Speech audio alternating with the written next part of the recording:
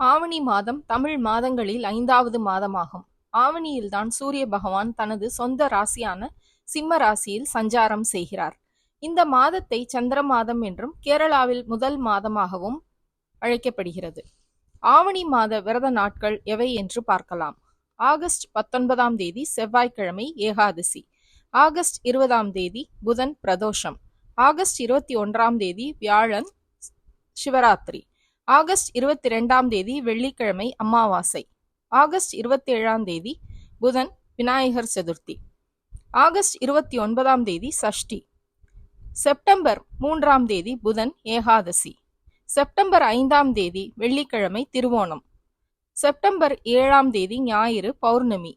September 10ஆம் தேதி புதன்கிழமை சங்கடஹர சதுர்த்தி. செப்டம்பர் 12ஆம் தேதி வெள்ளிக்கிழமை கார்த்திகை. செப்டம்பர் 13ஆம் தேதி சனிக்கிழமை சஷ்டி.